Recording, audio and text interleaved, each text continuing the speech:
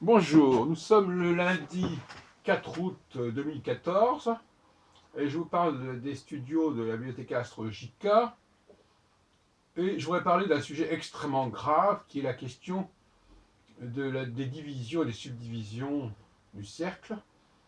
Vous savez que je préconise une division en 4 et en 8 et non pas une division en 12. Je suis même, disons, allergique à la division en 12. Moi-même, j'ai pourtant, effectivement, payé un lourd tribut à cette division en 12 dans mon ouvrage Période 76, Clé pour l'astrologie, où, en étant un peu dans la mode de l'époque, celle de Jean Carteret notamment, dans l'idée qu'il fallait 12 planètes pour les 12 signes. Bon, alors, là, qui n'a rien à voir d'ailleurs avec la tétrabible, où il s'agissait au contraire de relier les 7 planètes avec les 12 signes. Mais moi, ce qui m'intéresse, je crois qu'au niveau de l'histoire de l'astrologie, cette dialectique du 8 et du 12, du 8 qui est aussi le 7 quelque part, le 4, le 7, le 8, le 12, c'est extrêmement important. Et je voudrais qu'on débatte de cela pendant une vingtaine de minutes, si vous permettez. Enfin, débattre, c'est une façon de parler, mais moi, vous savez que ma façon de parler était elle-même déjà dialectique, donc je fais un peu les questions et les réponses. Euh, le 12, on sait très bien quelle est l'origine du 12. Enfin, on sait que c'est quand même fondamentalement la question des 12 lunaisons, des 12 rencontres lunaires. Donc c'est un fait astronomique, si on peut dire, qui était considéré comme une réalité. Donc c'est un fait qui nous est imposé par l'astronomie. Euh, de là, on a plaqué cette division en 12 sur le zodiaque, d'où les 12 constellations, et pas l'inverse. Il n'y a pas de raison d'avoir 12 constellations. Par contre, s'il y a 12 mois de l'année, on peut imaginer que de façon matricielle, on ait pensé à diviser le parcours des astres, notamment de la Lune, en 12. Euh, alors, cela dit, dans le système du septénaire, moi je pense qu'on est plutôt vers le 8. En fait, je pense que que la théorie des domiciles et des égalisations, j'en ai parlé dans différents textes, je ne vais pas revenir dans le détail, mais je pense que le 7, c'est pas un bon chiffre, le 7. Hein, c'est pas un très bon chiffre. C'est un chiffre impair. Donc, il vaudrait mieux le 8. Et je pense qu'en fait, alors j'ai développé la thèse selon laquelle on connaissait peut-être Uranus à l'époque, parce que Uranus était visible à l'œil nu et que ça permettait d'avoir un système A8. J'ai déjà développé cette thèse d'ailleurs dans ce fameux ouvrage qui est pour l'astrologie, qui a été réédité en 93, 94 et qui a été traduit en espagnol en 78, et puis par la suite, réédité plusieurs fois, et qui a beaucoup circulé en Amérique latine. Et donc, euh, le, le 7, c'est un 8 qui est un petit peu perturbé, disons. Hein. Mais le 7, c'est du 8, le 7, quelque part. Et on voit bien que, en fait, on a 4 couples de planètes,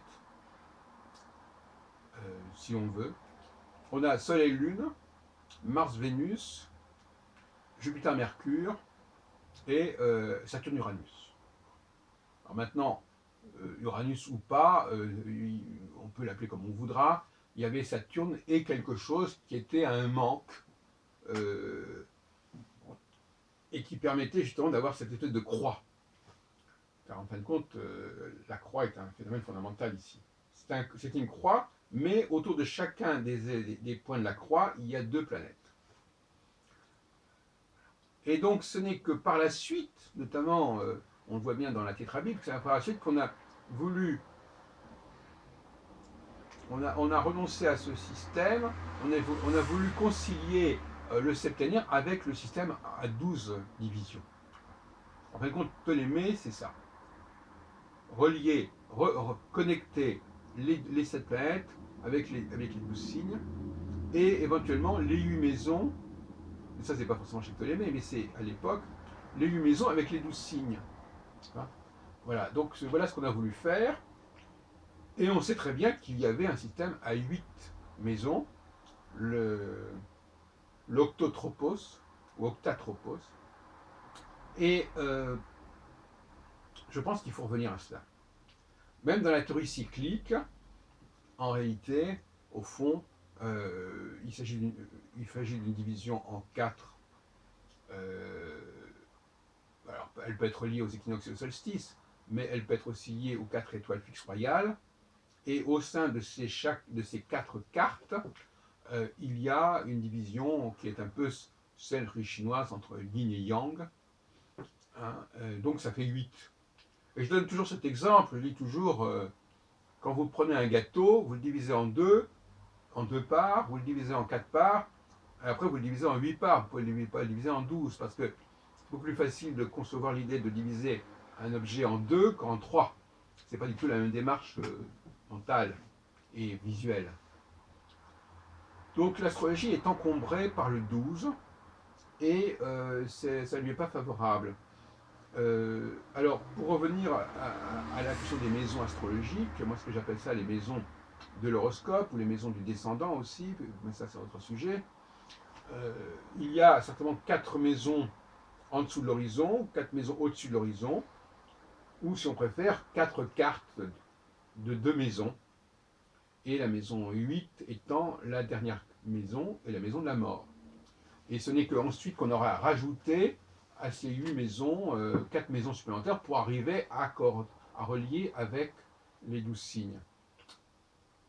Et donc avec le système des joies des planètes, qui est un système qui fonctionne sur 12 maisons, puisque la maison 11 et la maison 12 sont attribuées à Jupiter et Saturne, face à la maison 5 et la maison 6 qui sont attribuées à Mars et Vénus, plus l'une qui est attribuée à la maison 3 et le Soleil à la maison 9. C'est-à-dire donner probablement le côté religieux de la maison 9, du Sagittaire, etc., puisque ça s'appelait la maison de Dieu. Peut-être pas de rapport peut-être avec ce qu'on appelle la maison de Dieu en tarot, enfin bon, ça s'appelait c'était la maison qui s'appelait Dieu. Alors je rappelle encore une fois que le mot maison désigne non pas un système en particulier, mais n'importe quel système.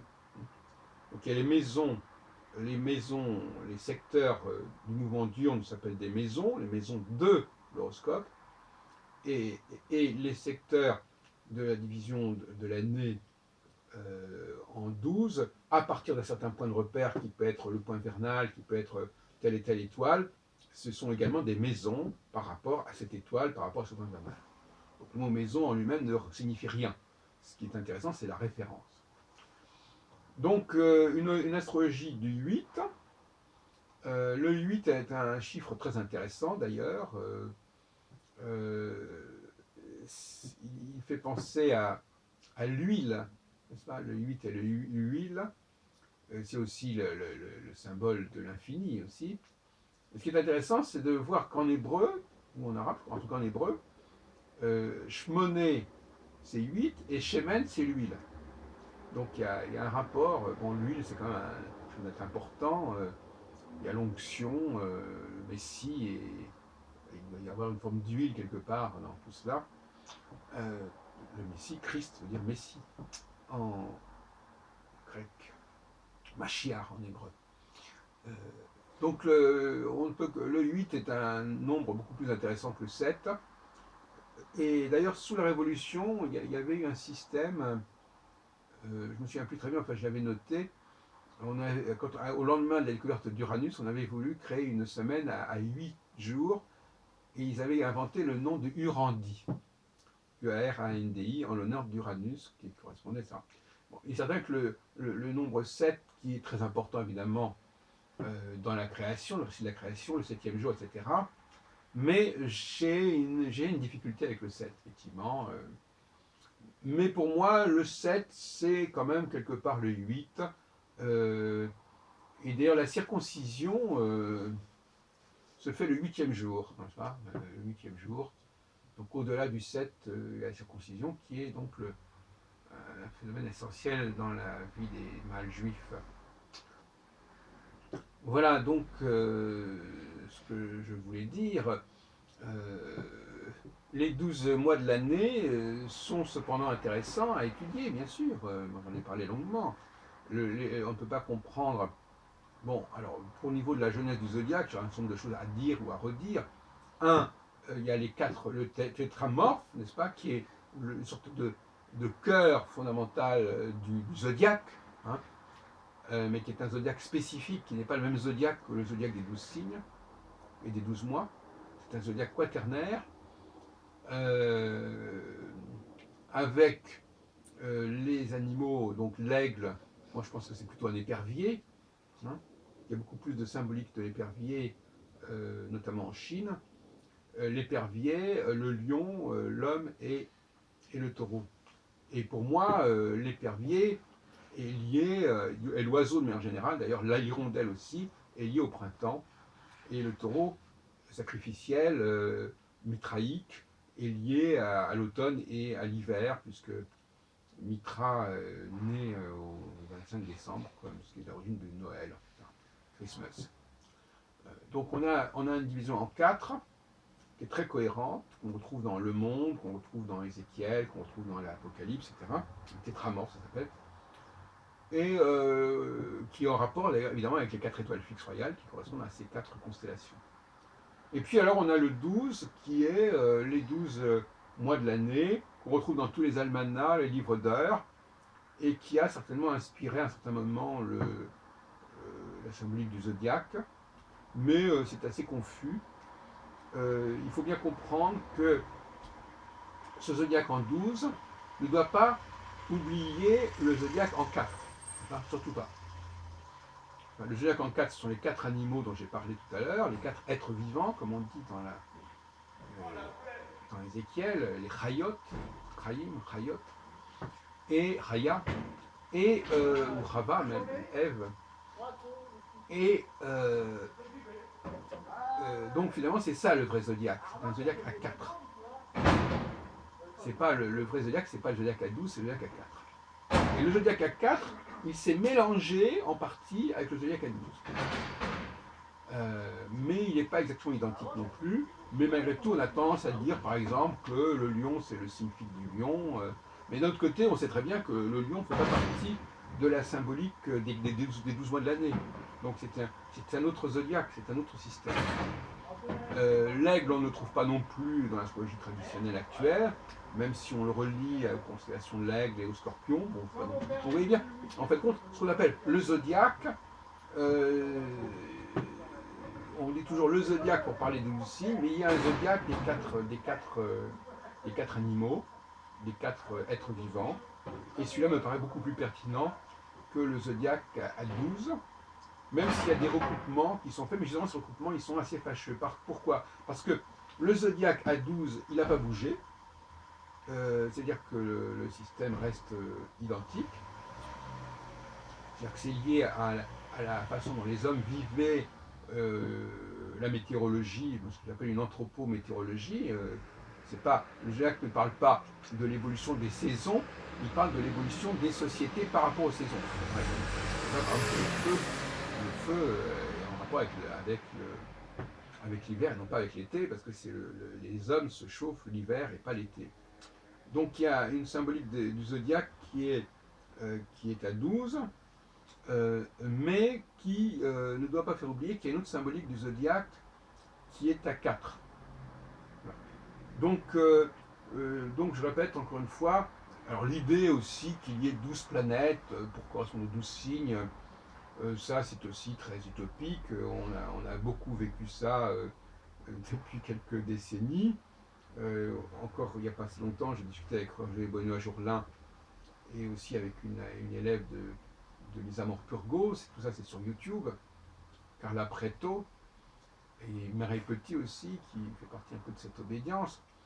Bon, il y a encore quelques nostalgies qui veulent que, au-delà de Pluton, il y ait deux planètes, X ou Y, ou Proserpine et Vulcain.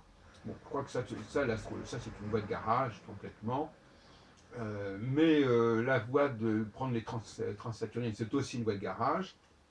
La meilleure solution, si on veut vraiment prendre les planètes, d'abord il y a les travaux de Gauquelin, qui montrent que jusqu'à Saturne, il y a des résultats, et puis pas au-delà, non. La meilleure solution, à mon avis, c'est d'en rester à cette idée d'un septénaire complété par un facteur un huitième facteur qui pourrait être éventuellement l'axe des nœuds lunaires, par exemple. Voilà.